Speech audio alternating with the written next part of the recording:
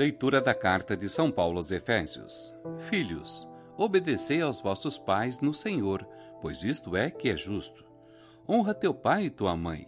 É o primeiro mandamento, que vem acompanhado de uma promessa, a fim de que tenhais felicidade e longa vida sobre a terra. Vós, pais, não revolteis os vossos filhos contra vós, mas, para educá-los, recorrei à disciplina e aos conselhos que vêm do Senhor. Escravos, obedecei aos vossos senhores deste mundo, com respeito e tremor de coração sincero, como a Cristo, não para servir aos olhos, como quem busca agradar aos homens, mas como escravos de Cristo, que se apressam em fazer a vontade de Deus. Servi de boa vontade, como se estivesseis servindo ao Senhor e não a homens.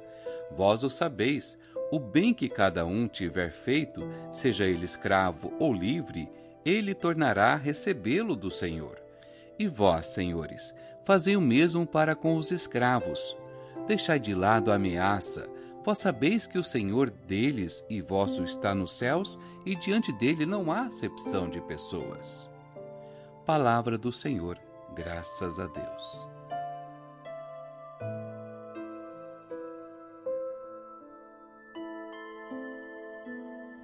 Proclamação do Evangelho de Jesus Cristo segundo Lucas. Glória a vós, Senhor. Naquele tempo Jesus atravessava cidades e povoados, ensinando e prosseguindo o caminho para Jerusalém. Alguém lhe perguntou: Senhor, é verdade que são poucos os que se salvam? Jesus respondeu: Fazei todo o esforço possível para entrar pela porta estreita, porque eu vos digo que muitos tentarão entrar e não conseguirão.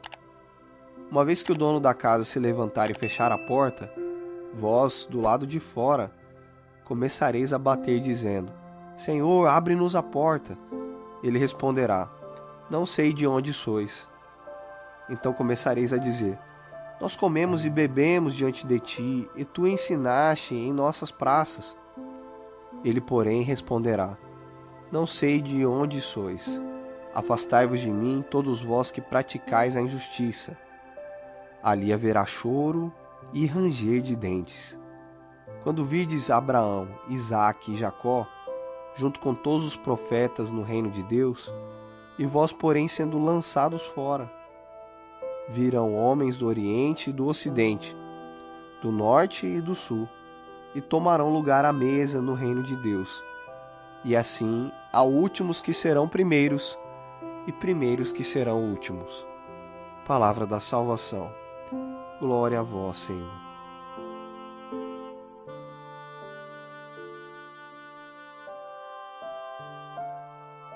Queridos irmãos e irmãs em Cristo, quantos de nós já enfrentamos aquela situação angustiante de chegar a um local importante e encontrar a porta fechada, talvez um voo perdido, uma entrevista de emprego atrasada, ou uma oportunidade única que escapou por segundos?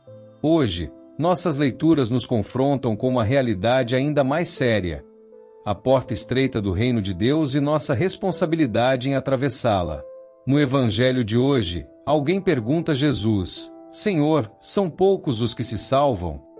É uma pergunta que ainda ecoa em nossos corações hoje. Mas observem como Jesus responde. Em vez de dar uma estatística ou um simples sim ou não, ele volta nossa atenção para algo muito mais urgente.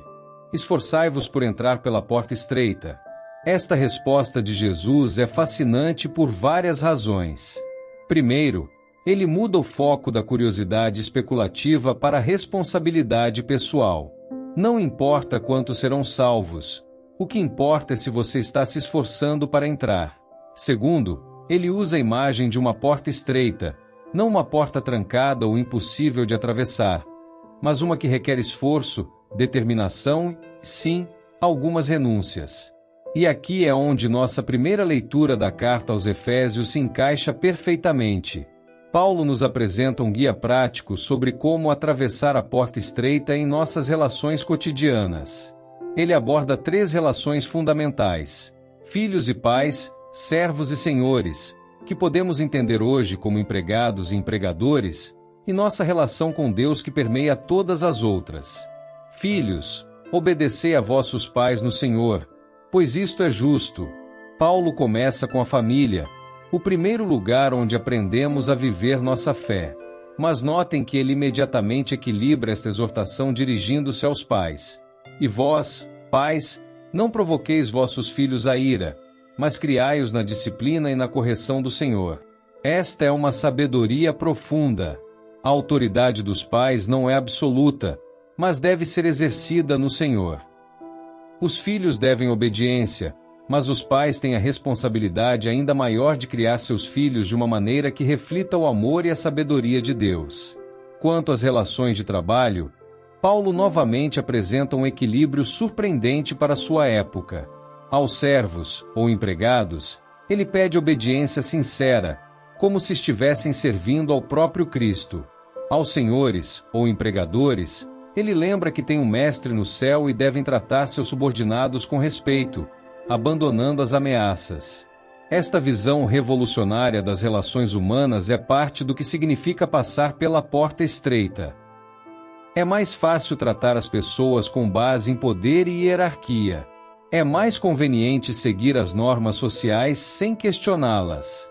A porta larga seria simplesmente aceitar as injustiças e desigualdades como assim é a vida. Mas Jesus nos adverte sobre uma realidade perturbadora. Muitos procurarão entrar e não conseguirão. E então ele apresenta uma cena que deveria nos sacudir. Pessoas batendo a porta, clamando: Senhor, abre-nos. E ouvindo a resposta terrível: não sei de onde sois.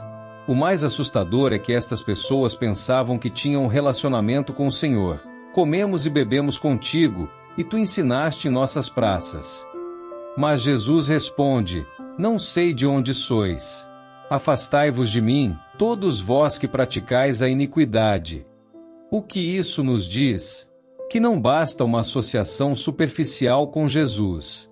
Não é suficiente frequentar a igreja, conhecer as orações, ou mesmo realizar obras em seu nome. A porta estreita exige uma transformação profunda que se manifesta em todas as nossas relações. Quando Paulo fala sobre filhos obedecendo aos pais, pais criando filhos com amor, empregados trabalhando com integridade e empregadores tratando seus funcionários com justiça, ele está descrevendo como é essa transformação na prática. É viver cada relacionamento à luz do nosso relacionamento primário com Deus. E aqui está a ironia divina. Quanto mais nos esforçamos para passar pela porta estreita, exercendo amor, justiça e misericórdia em nossos relacionamentos, mais descobrimos que a porta não é tão estreita assim. É o nosso egoísmo, nosso orgulho, nossa necessidade de controle que tornam a passagem difícil. Jesus conclui com uma imagem surpreendente. Virão do Oriente, do Ocidente, do Norte e do Sul, e tomarão lugar à mesa no reino de Deus. Esta é uma visão de inclusão radical, mas note bem, é uma inclusão baseada não em privilégio ou status, mas em transformação genuína. Então, meus queridos irmãos e irmãs, o que devemos fazer? Primeiro, devemos examinar honestamente nossas relações. Como tratamos nossos pais, nossos filhos, nossos colegas de trabalho, nossos empregados ou empregadores? Nossas ações refletem o caráter de Cristo?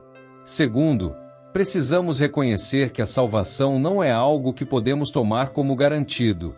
Jesus nos chama a um esforço contínuo, não para ganhar nossa salvação, que é um dom gratuito de Deus, mas para viver de acordo com ela.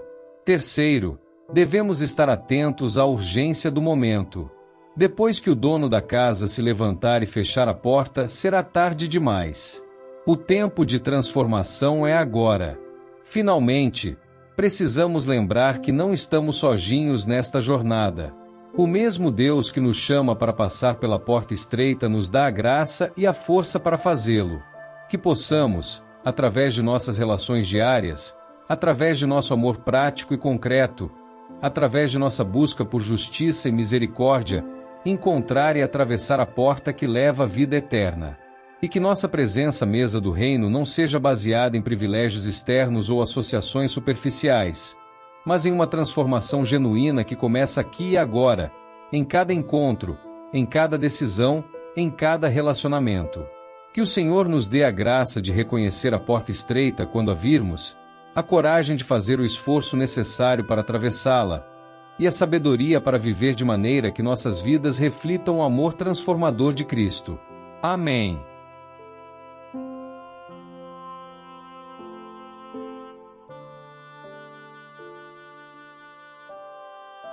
São Miguel Arcanjo, defendei-nos no combate. Sede o nosso refúgio contra as maldades e ciladas do demônio. Ordene-lhe Deus, instantemente o pedimos, e vós, príncipe da milícia celeste, pela virtude divina, precipitai no inferno a Satanás e aos outros espíritos malignos que andam pelo mundo para perder as almas. Amém.